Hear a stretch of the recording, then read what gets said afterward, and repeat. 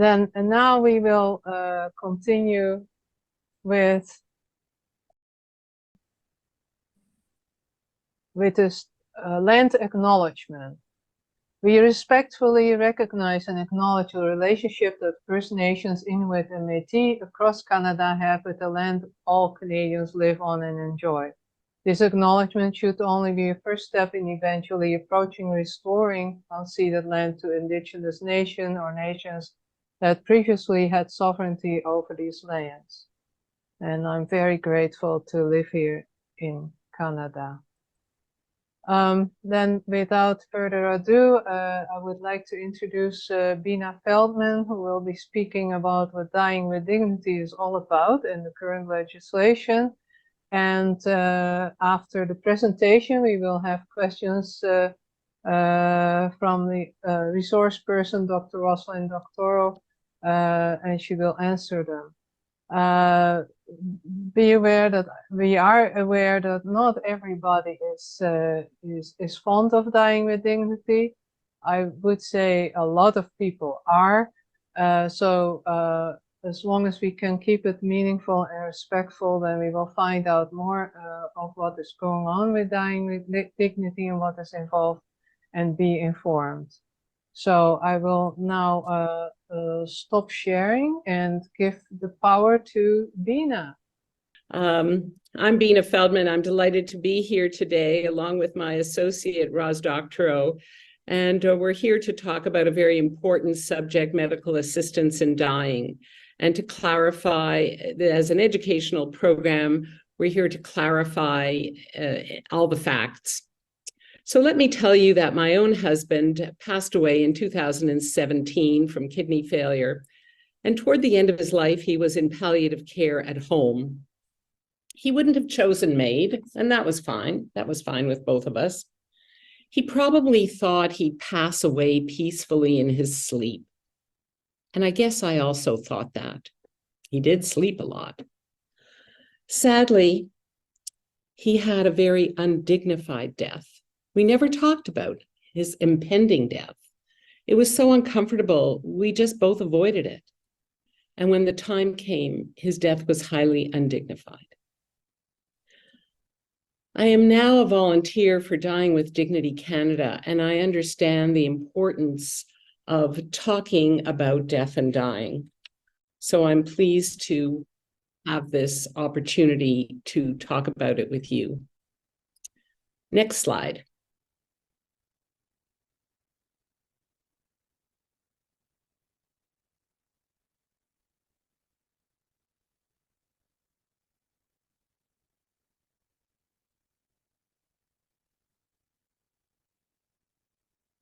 The information included in today's presentation, Medical Assistance in Dying, is timely and accurate as of the date presented. If you're watching a recorded version at a later date, please note that subsequent changes to relevant legislation or regulation may affect the accuracy of this content. Thank you. Next slide. My mother died at the age of 101. And she played bridge on her second to last day. She often said to me, Bina, you have to be lucky in life and lucky in death. And she was one of the lucky ones. We all know that not everyone is that lucky. She talked about death, and she told me she wasn't afraid to die, that it was a natural part of life, and that when my time comes, I shouldn't be afraid either. I'm so grateful that she passed on that wisdom to me, and I'm passing it on to my own children. It's time we all started to talk more about death and dying. Next slide. The objective of our presentation today is simple, even though MAID is a complicated topic. But if you remember one thing and one thing only, please remember this. If you have knowledge of the options available to you, you can make informed choices in your planning and decision-making, and ultimately have more control of your end-of-life situation. As we all approach end of life, we have a number of choices. We can follow traditional medicine, non-traditional medicine, hospice or palliative care, and for those who qualify, medical assistance in dying. So we're here today to talk about that subject and make it more clear. Let's look at the agenda. Next slide. I'm going to tell you a little bit about our organization. No, go back.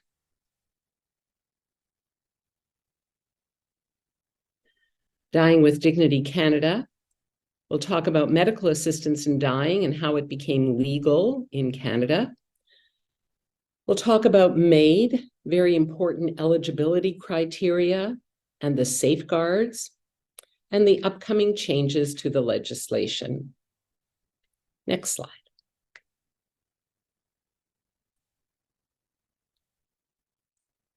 Dying with Dignity Canada is a human rights charity with over 3,000 members across the country. We started off in Ontario, and we grew to a national organization. What do? We defend human rights by advocating for assisted dying rules that respect the Canadian Constitution and the Canadian Charter of Rights and Freedoms. In 2020, we celebrated our 40th anniversary advocating for the right to choose how and when we die. We received no government funding. We're funded by average Canadians who are looking for a better way to die. In a recent Ipsos Reid poll, 85% of Canadians approved of MAID for those who meet eligibility criteria.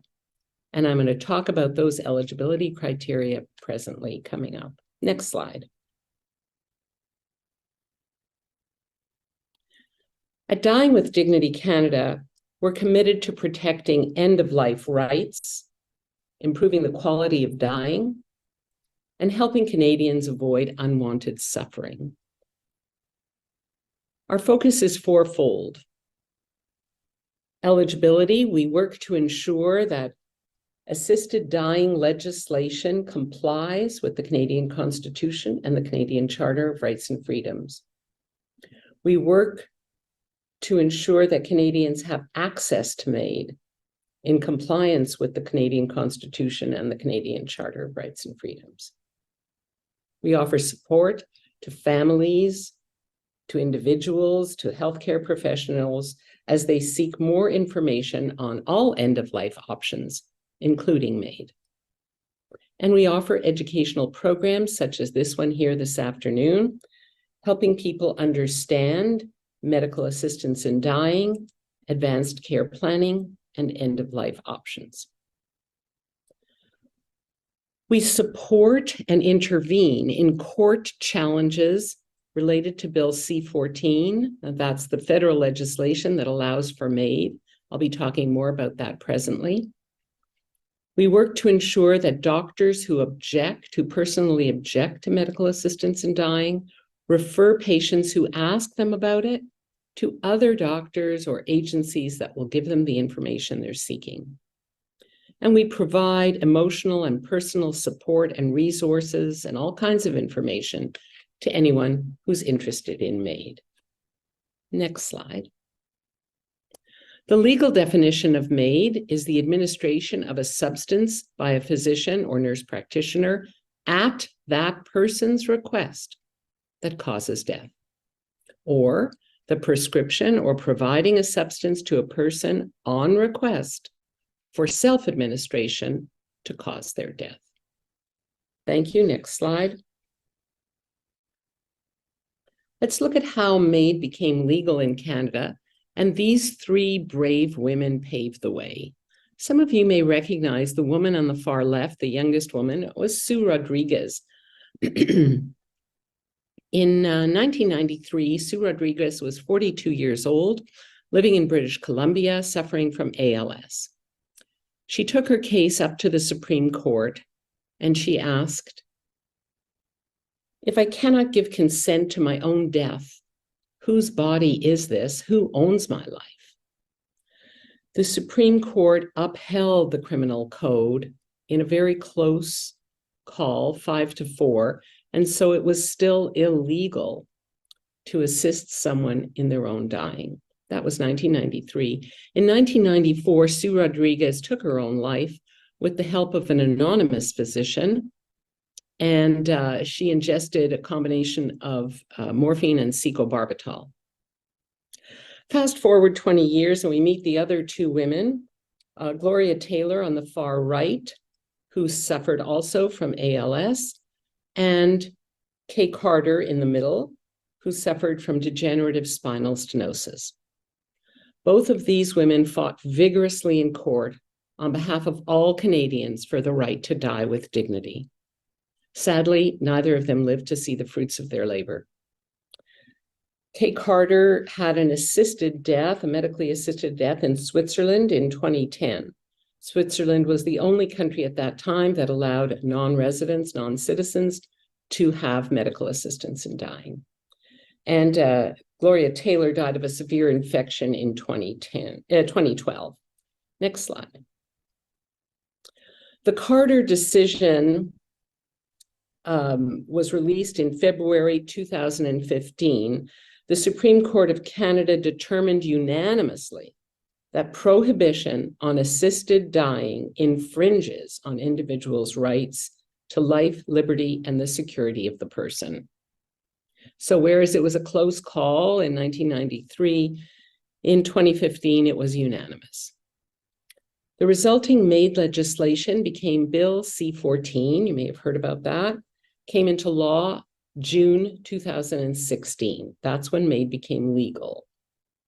Since then, over 45,000 Canadians have accessed medical assistance in dying to relieve them from intolerable pain and suffering.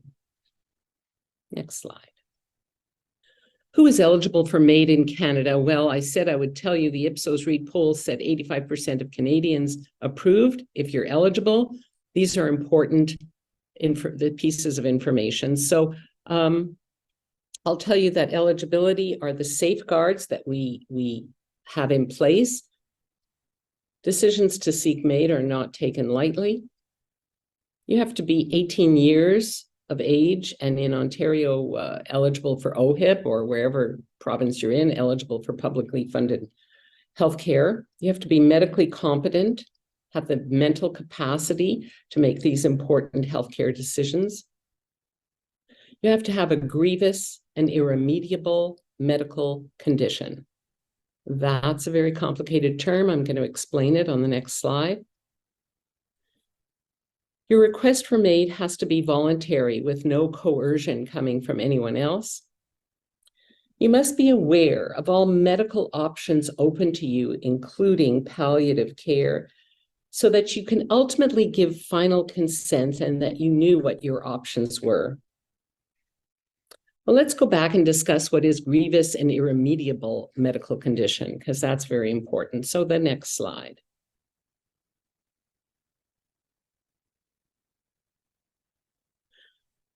This slide, regrettably, is not showing up the whole thing, but I'll talk to you about it. A grievous and irremediable medical condition, you must have, this is according to the law, Bill C-14, you must have a serious disease or disability and be in an advanced state. No, next slide. Yes, no, that's one. Yes, this is what I'm talking about now, grievous and irremediable. You must have a serious disease or disability and be in an advanced state of decline that cannot be reversed. You must be experiencing unbearable physical or mental suffering from this disease or disability and be in a state of decline that cannot be relieved under any conditions that you find acceptable to you. And most importantly, but we're not seeing it on this slide, is that your natural death has to be reasonably foreseeable. So this comprised Bill C-14. You had to have a grievous and irremediable medical condition, along with those other criteria that I mentioned, and your natural death had to be reasonably foreseeable. Now, that last criteria is a very important one that warrants more discussion. Let's go to the next slide. Here we see two Quebecers, Jean Trouchon and Nicole Gladue. In 2019, Jean Touchant, who suffered from cerebral palsy, and Nicole Gladue, who suffered from post-polio syndrome, challenged Bill C-14 at the Supreme Court of Quebec. And what were they challenging? They were challenging that last criteria that I said was important, that your natural death had to be reasonably foreseeable in order to seek MAID. These two individuals had all the other criteria covered. They were 18, they were eligible for their publicly funded, they were over 18, they were eligible for publicly funded medicine. They had all the criteria, and they had unbearable pain and suffering, but their natural death was not reasonably foreseeable. So they took their case to the Supreme Court of Quebec, and the Supreme Court of Quebec ruled that the need for a reasonably foreseeable death in order to access MAID was unconstitutional. And the federal government of Canada decided to accept that ruling for all of Canada. And so Bill C-7 was drafted as an amendment to the Canadian Criminal Code. And in March 2021, Bill C-7 became law. That meant that as of that date, there were two tracks for people to seek MAID. One track of people who covered all the criteria and their natural death was reasonably foreseeable.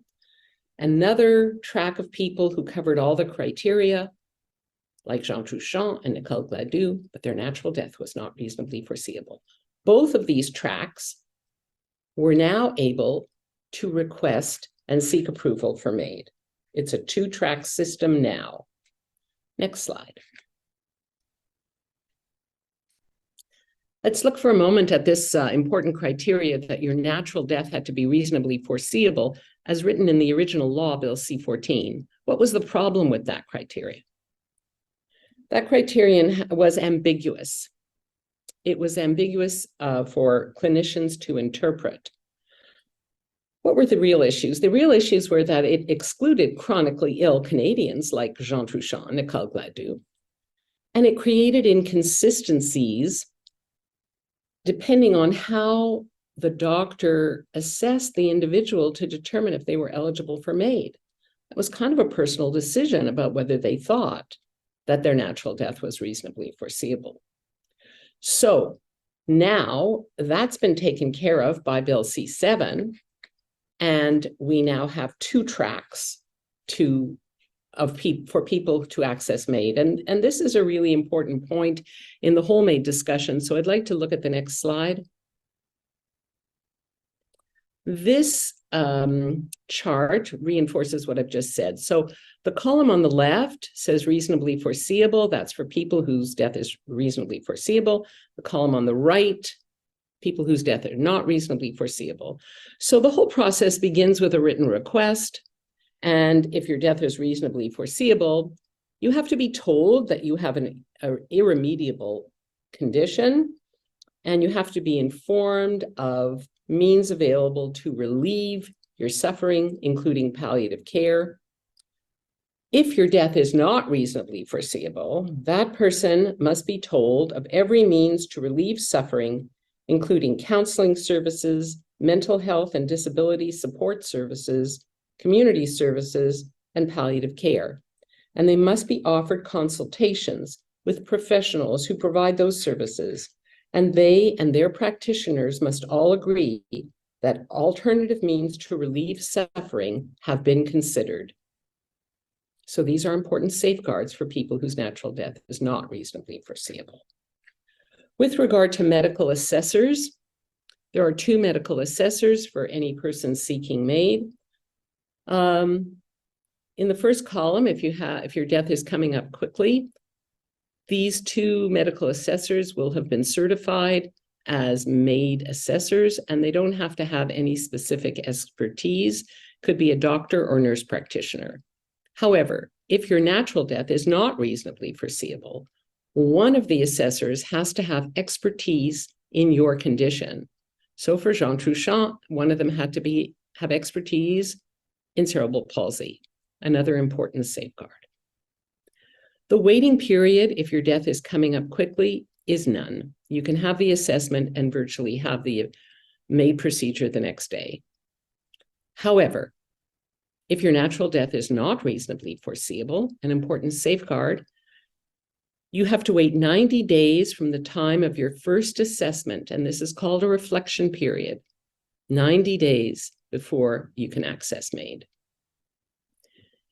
If your death is reasonably foreseeable, you can waive final consent, but if your death is not reasonably foreseeable, you have to be able to give final consent. So a recent statistic that I just became aware of, in the year 2022, just behind us, there were 13,241 MAID deaths, and 463 were track 2 individuals. So the vast majority are track 1. Let's look at how the MAID process rolls out. Next slide.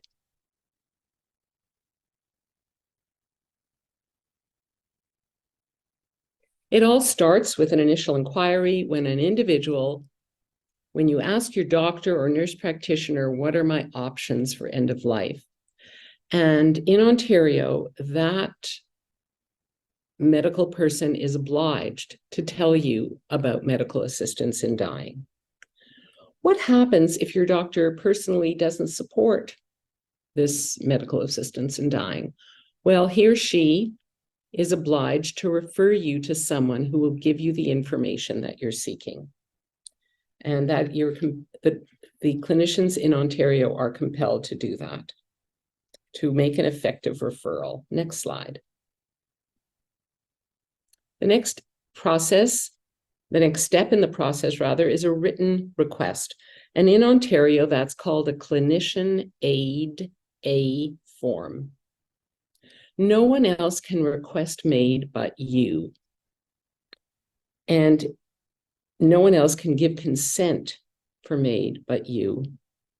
The written request eventually will establish that you're capable of making this request, that you have a clear understanding of your medical condition, and that you've been informed of all treatment options, including palliative care. The signing of this written request must be witnessed by an independent individual, and they also have to meet certain criteria.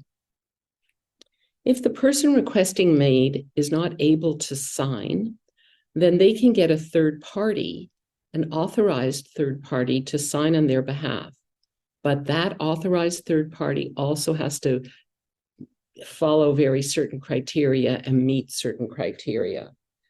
So always safeguards in place. It's important to note that just because you request MAID doesn't mean you have to go through with it. Next slide. The doctor or nurse practitioner who comes in to assess you for MAID will obviously look at your medical records, interview you. This could be once or twice, and then they will make an independent decision whether you meet all the criteria to be approved for MAID. After they've done their examination, interviewed you, done everything, they leave, and a second totally independent assessor, nurse practitioner, or doctor comes in and does the same thing all over again. Only when these two assessors agree that you meet all the criteria, then you can be approved for MAID. And of course, if your natural death is not reasonably foreseeable, there's that 90-day waiting period that I talked about. Next slide.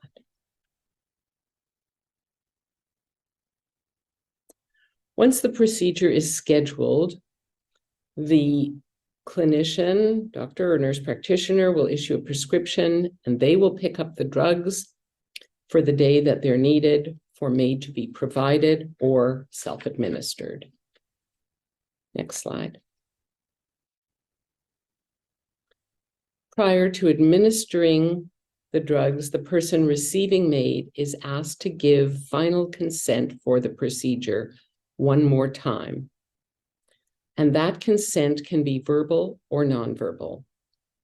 Or right up until the end, the person can change their mind, and that's okay too. Next slide. If consent is given or if it has been waived, drugs are administered for a very quiet, peaceful death that's not at all painful and takes about 10 minutes. Death is pronounced and a death certificate is issued. If you want to learn more about some of these specific instances, you can go to our website, dyingwithdignitycanada.ca, and there is a blog with individual accounts from family members who have experienced a MAID death. Next slide. This woman is Audrey Parker. Audrey Parker was living in Halifax in 2018. She had stage 4 breast cancer that had metastasized to her brain, and she got approved for MAID. She really wanted one final Christmas with her family, but she knew that the MAID, the cancer in her brain was making her thinking fuzzy, and she was worried that if she waited until after Christmas, she wouldn't be able to give final consent. And if she couldn't give final consent, they wouldn't do MAID. So she chose to die before Christmas, and people realized that there was a flaw in the legislation because that shouldn't have happened. So we now have in Bill C7 an amendment that's called Audrey's Amendment in the form of a waiver of final consent. So that would, if had that been around before she died, she would have been assessed for MAID, she would have been approved, and then she could have waived final consent and said, I'm clear thinking now, I can give you my final consent now, I want MAID after Christmas, even if I'm not clear at that time and I'm not able to give consent. Let's look ahead. What's coming up in the legislation, in the law regarding medical assistance in dying? And next slide.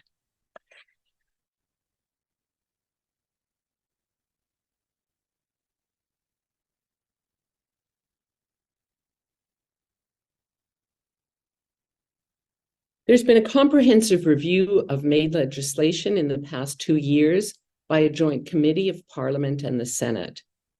This committee has reviewed some important issues and came up with important recommendations. Mental illness as the sole underlying condition had been excluded from previous legislation for a period until this coming March 2024. The Parliament has studied the issue further to ensure appropriate safeguards and protocols are in place for people who seek access to MAID with mental illness as their sole condition. Additional changes to MAID legislation that will be put forward in Parliament include advance requests. This one is very popular with a lot of people. This would allow people to request MAID in advance if certain health situations occur, such as the case of the onset of dementia. They will hopefully be able to determine that come the time when I cannot feed myself, when I don't know my loved ones, I can't look after myself, that's when I want medical assistance in dying. And that will come under advance requests. We're hoping to see that shortly. Changes to the law. Also considered in this comprehensive review was eligibility of mature minors. This is defined by law as any child of any age who has the intelligence, maturity, and capacity to understand the nature, purpose, and consequences of such an important decision. They'll also be reviewing the protection of Canadians living with disabilities, as well as access to palliative care. Next slide. Medical assistance in dying is a legal end-of-life option for eligible people across Canada. It is a violation of the Canadian Charter of Rights and Freedoms to prohibit or interfere with an eligible person's access to MAID. Let me summarize the key points from this presentation. As I mentioned at the beginning, it's important to know all your options in making your end-of-life choices so that you can have the most control of your end-of-life situation. Only you can request MAID. No one can request it for you. And requests can be withdrawn right up until the end, and you can always change your mind. Next slide. Every story has a beginning, a middle, and an end. The more we participate in writing the ending of our own story, the more satisfied we are with the arc of our life. MAID allows for planning. It allows for being in the place you want, surrounded by the people you want at the end of your life. The people, the pets, the room, the furniture, the music, the food, whatever you want. It's very reassuring for the person, for their family and friends. And it's been described as very peaceful, very comforting, and very dignified. Now I want to introduce you to Irina, and you will hear her very short story that will give you a personal example. I hope you can hear it. Next slide.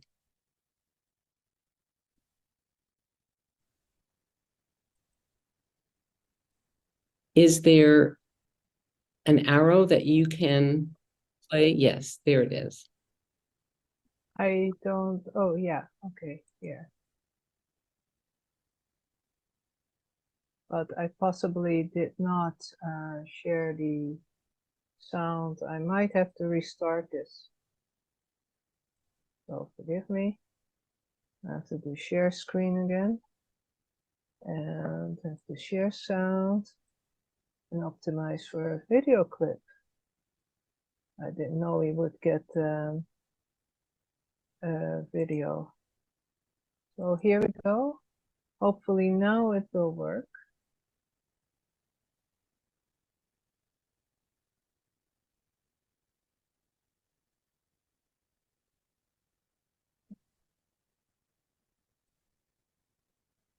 No, not.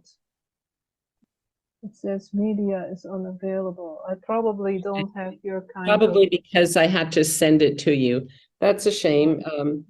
Irina has a very touching story about her father who accessed MAID, and his death was very meaningful, very comforting. He had all his friends, family, children, grandchildren, and they asked him to tell his war stories one last time, and he had a chance to say goodbye to each one of them and touch each one of them.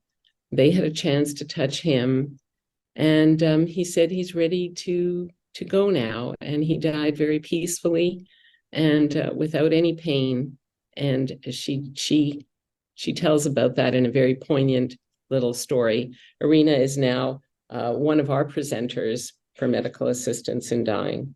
Yeah. Is it possible to is there a link? Is it in the public domain or, No, it's not on your website? No, on it's your not. website? No? It might be on our website, but it's not in the pub. It might be on Dying with Dignity website if you wanted to go. Okay, if you maybe could provide us with a link, then you can send it to everybody that is here. And they can see it. Okay, I'll do my best. Thank you. Yeah. Next slide. Okay, great. That would be great. Next slide. Okay, there we go. Okay. At Dying with Dignity Canada, we believe everyone has the right to a good death. Next slide.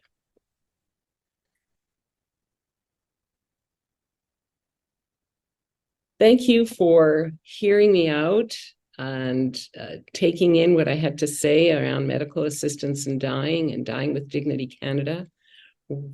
Roz and I are volunteers for this organization. We're very proud of the organization, the work it does, and the work that we do for it.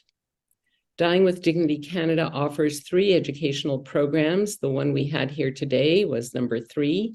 We also offer a presentation such as this one on end-of-life options. and a second one on advanced care planning. So if this group would like to hear another one of our presentations, please let us know. Or if you know of any other group that would benefit from any 3 of our presentations, would be glad to contact them. So please let us know.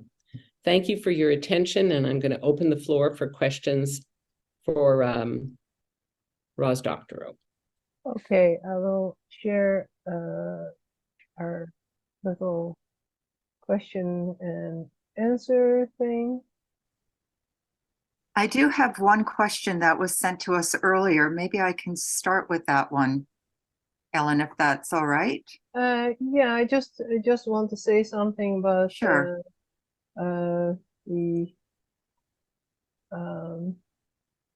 So basically, for the questions and answers for the public here, maximum 2 minutes a person. We have Janine keeping track of the time and give you 30 seconds left sign.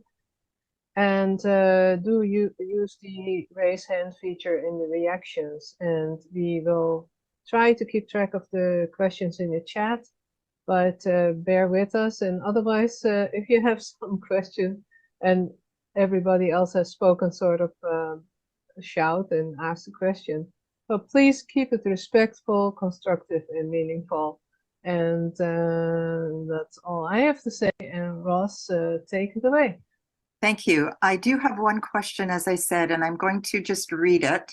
It came earlier. So the question is, how can provisions for MAID be included in a power of attorney for personal care and/or in a living will advance directive to come into effect in the event the person does not have legal mental capacity to choose for themselves? So basically the question is saying, is there somewhere that I can write this request for MAID in advance of me having an illness that is irremediable and a grievous illness? So if I'm perfectly healthy, but concerned that I may be someone whose family members, for instance, have had Alzheimer's, and I'm worried that I may be somebody who would have Alzheimer's later in my life. Right now, this would be called an advance request. And right now that is not yet legal. But what some of us are doing is requesting an advance request in our advanced care package that we would be having available. And we would say, yes, I want an advance request in case I do have Alzheimer's later in life. I would like to have MAID under the following circumstances, knowing right now this isn't available to me. But if in fact the law does change and I do have Alzheimer's, then I would be able to have MAID. So it's kind of like an insurance policy. You also should make your substitute decision maker, the person who would speak for you in the event that you can't speak for yourself, make them aware that you have written in your advance request that you would like to have MAID if the circumstances permit. And so that person could also speak for you at a point in time when that would be what your request is. So right now, no, advance requests are not allowed, perhaps in the future. And we're hoping that the legislation will change to allow that. So the power of attorney has no weight in this at all. Pardon? The power of attorney or so has no weight. No, that's right. Not right now. Okay. Thank you, Ross. Then we have Pat Cleland have her hand up. Take it away, Pat. You are muted at the moment. Thank you. And I was pouring my tea. You caught me right as I was pouring tea. I just wanted to follow up with what Roz said. When I had my power of attorneys redone by my lawyer, like post-COVID, when I could sign things, I asked him about adding that on, and he said no. He said he has been given no direction by the Law Society of Upper Canada to add in anything to a power of attorney that is not currently legal. Now, of course, you can write your own power of attorney. That's right. That's a separate thing. But don't expect that your lawyer will immediately say, sure, I'll add that on. He's worried something happens, it'll go back to him and they'll say, you put in an addendum for something that was not legally allowed. What were you thinking of? So just wanted to raise that one. That's a good point, Pat. But of course, you do not need a lawyer to sign or to write your power of attorney. You're perfectly able to do it yourself. It does need to be witnessed, and it can be written in language that talks about, you know, the possibility of MAID in the future. And you have in your power of attorney, you name someone as your substitute decision maker, and you have that conversation with that substitute decision maker so that person is aware. Of course, right now, it's still not legal. So good point, Pat. Thank you.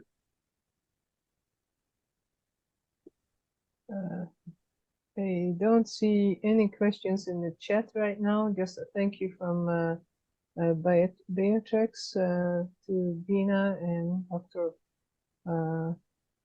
Dr. Ross. I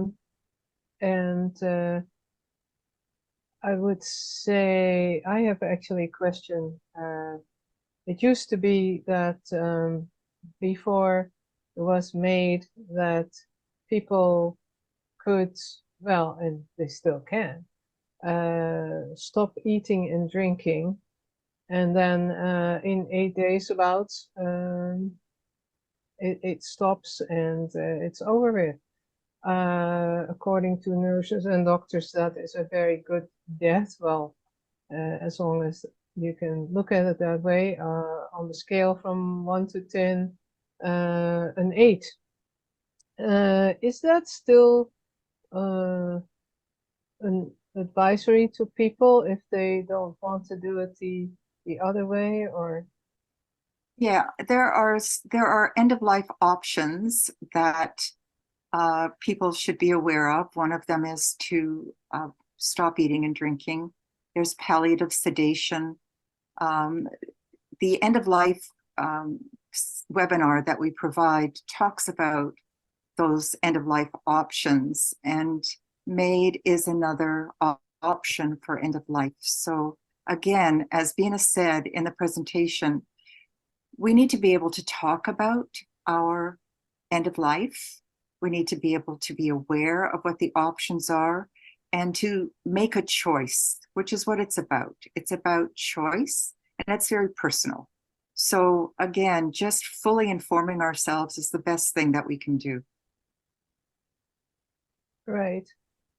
Somebody said here just now, it sounds like a painful death. I had a friend who did that, and he did it once and stopped after three days. So the beauty of it is that you can change your mind for a little bit. He had ALS and basically stopped, and then about 6 weeks later he decided that it was really time. He couldn't really speak anymore, and he just didn't drink and eat anymore. And the first couple of days are a little bit difficult, but then it becomes quite easy, evidently. And he slipped into a coma, and for a couple of days, and then he was gone. So if it is really very painful, I think the whole situation is, of course, ALS and other illnesses are so devastating that that this way of going is maybe a better thing to do, and it was for him. So now I understand that not everybody is happy about ending life prematurely before it ends by itself, but we give pets, and we just lost our cat. We give pets the opportunity, or rather we take that decision for them, to end life before it becomes all painful. And meanwhile, we were not able to do that for people. And let's face it, there are pain medications that at a certain point just don't work anymore. And we should keep that in our thoughts as well. Anyway, Yes. anybody else a question? Oh, there's Ines. Ines, go ahead. You're muted, Ines. I'm actually still learning, so I'm raising the hand for the next question is Lynn says Domesco. He is the next question. Sorry? My question is, how does the Catholic religion view this issue? Well, I'm not a Catholic and I'm not a priest. So there are people who are Catholics who choose MAID. I don't know in terms of the religion what the implications are. There are detractors of MAID, and many of them are Catholic. There are places like hospitals that are Catholic hospitals that will not provide MAID. There are Catholic hospices that will not provide MAID. And so if you, as an individual at the end of life, are deciding that you would like to choose MAID, you need to be aware that if you're in a hospice and that hospice is run under the purview of Catholic owners or Catholic board of directors, they may not provide MAID. So if you are thinking about hospice care, you probably need to ask, if I get to this point in my life and I would like to have MAID, can I have MAID in this facility? And the same with a hospital. So it's important to know also your own doctor. If your doctor is Catholic and won't speak to you about MAID, that doctor under the law must provide you with the name of a MAID provider, a doctor who's a MAID provider, so you can have that kind of conversation with a physician. So these are things to be aware of. And if it is your religion and you choose to have MAID, you also, speak to your priest. But you have the right under the law to choose MAID for your own end of life. Thank you. Thank you. Then Sally in Toronto, you have your hand up. Thank you. I was wondering if medical assistance in dying affects the paying out of a life insurance policy. It doesn't. It's not considered. Somebody actually said that if you have a policy that's been in place for a very long time and you commit suicide, so it's not a MAID death, you can still collect insurance. Now, I don't know. I heard that on a webinar the other day, but certainly MAID is not considered a reason to not have your insurance policy paid. And often the provider, the MAID provider, when cause of death is asked for on the death certificate, will put your condition as the cause of death, and then MAID is just provided as a way to provide the death, but that's not considered your primary cause of death. Thank you. Thank you. Judith. There's a question in the chat. If somebody wants to hear the other two sessions, the other two presentations, are they where are they available? Could someone look for them on your website, or do you have to be a member of an organization that asks for them? We haven't yet posted any of our webinars online. So at this point, you need to find out if there is one being provided. Sometimes, you don't have to be a member of an organization to receive a webinar. You could ask, you could contact one of us and see if there is a presentation that's going on, and we could tell you a date and you could join it. So that's an option. Or you could ask a group of friends if you want to have a presentation and contact one of us, and we could arrange to have a presentation. We are doing some in person right now, if we can geographically get there. And we're also continuing to do Zoom presentations.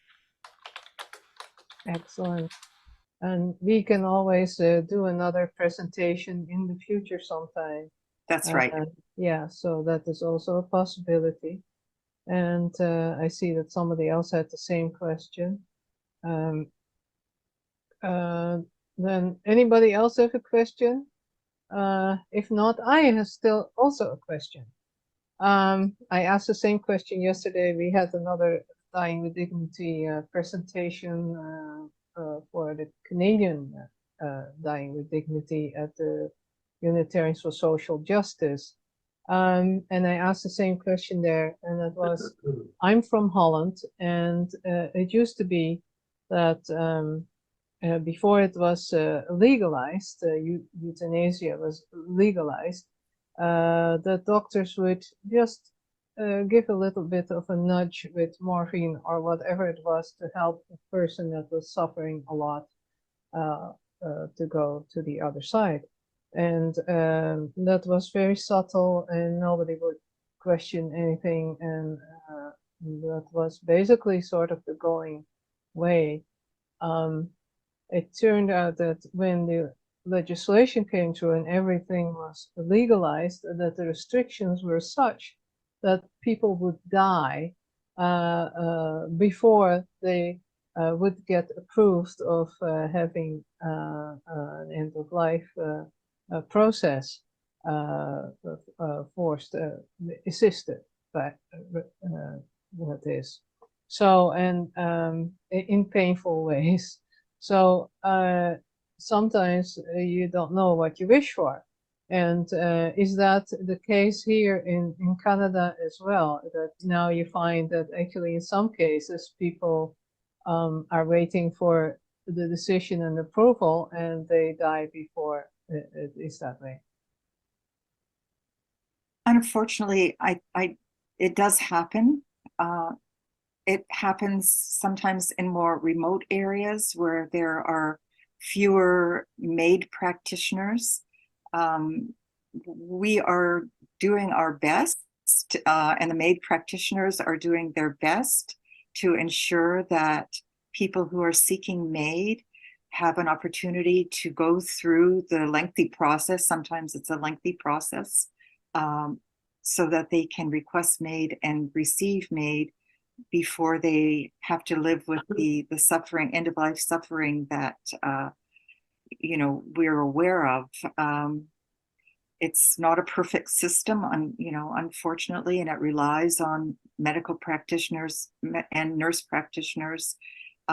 So, it's something that all of us need to be aware of. We need to be sure if this is what we want, that we apply for MAID in a timely way. If we know that we are coming to the end of life, make ourselves aware of who the medical practitioners are, and get the papers signed. But I think it does happen, Ellen, unfortunately. Yes. Judith. Can you tell us more about the MAID practitioners? Are there enough of them, and does it vary from province to province? And is it a specialty, or is it something that a doctor would do, or a nurse practitioner once or twice in their career? Tell us something about the people that are involved. Yeah, good question. It does vary from province to province. British Columbia, I believe, has the most practitioners, nurse practitioners, medical doctors who provide MAID, and I think the largest number of people who request MAID are in British Columbia. In remoter areas of all the provinces, it's more difficult to access a medical practitioner, although there are more nurse practitioners in some of those areas. I heard two doctors the other day. One of them was in Newfoundland, and he was saying that it was, you know, there were very few of them in Newfoundland, and he is doing his best to ensure that people who request MAID receive MAID. I heard another doctor, I can't remember where she said she was from, but she was a general practitioner and had decided to give up her practice and be a MAID practitioner. That's her whole practice. And she sounded like the most compassionate person. She was a young woman, and she believed in people having the autonomy to make a decision about how to end their lives. And I think there is, in medical schools, like this is where it has to start, in medical schools. And at the University of Toronto, there is a new chair and a new position, and it's a position in palliative care and MAID. And now all doctors who go through the University of Toronto Medical School get training, get information about palliative care and MAID. It's part of their curriculum. And that's something I think that we should all be approaching medical schools about across the country, that they would all incorporate palliative care and MAID as part of their curriculum, so that all doctors become aware of it, become aware of that role, how it happens, and then can make the choice to become a MAID practitioner, full-time, part-time, however, whatever works for them. And the same in nursing school, something nurse practitioners would become aware of. So it's happening. We're getting more physicians who are prepared to do this, but then we're getting more people who are requesting it. So, it's something that is expanding across the country, but never fast enough as we aging baby boomers continue to age. Mm-hmm. Thank you. Well, I'm looking around if anybody else would want to ask a question. It looks like we have exhausted our questions now, and I would thank Ross and Bina for their help and information. I have there's one more thing in the chat, which says, thank you, very informative. I had 3 friends who chose MAID and died with dignity. I was not a witness, but now better understanding of how this functions. I have also witnessed a close friend who recently chose to stop eating and drinking. She passed within a few days, morphine assisted with any pain, and hospital staff who were very compassionate. She died peacefully. And yes, that's for sure. The recording will be available to registrants. Yes, we will put it on YouTube, and I will send the link to everybody on the list. Probably by the end of the week. It will take a little bit of time to post these things and to make a description and keywords and everything. So bear with us.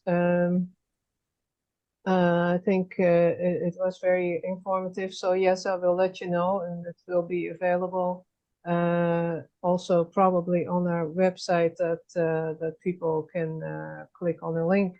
Then I would like to share my screen one more time. Share. So let's go to the next slide. Sometimes a hard time doing that. We have basically some resources, and Dying with Dignity, the Greater Toronto chapter has quite a long link, but again, I will send that to you. There is also the Bereavement Authority of Ontario, which is the legislative authority about funeral homes and that sort of thing. And that is basically where we come from, Funeral Advisory Memorial Society, to help you to make decisions at your end of life situation, planning for it, that you don't have to pay a huge amount, and that you can choose, that you know that there's an itemized list available now, because we fought for that, all the memorial societies in Ontario at the time. Now we're all together in one, in FAMS. The YouTube.com, I'm not sure it will be at FAMS, but I will let you know what the channel is. And then we also have Facebook, FAMS Ontario. And if anybody wants to help with Facebook, please let me know, because it is one of our orphaned places, and we could do a better job, but we are only volunteers, and we can only do so much. So thank you all for being here, and thank you, Bina and Roslyn, again. Thank you. And Thank you. Yes. it was a very informative session. So the next time is the coroner of Ontario, and we will let you know to everybody that was here and to our membership. Thank you so much, and I will end now the meeting. Bye now. Bye-bye. Bye. Fabulous. Thank you. Bye.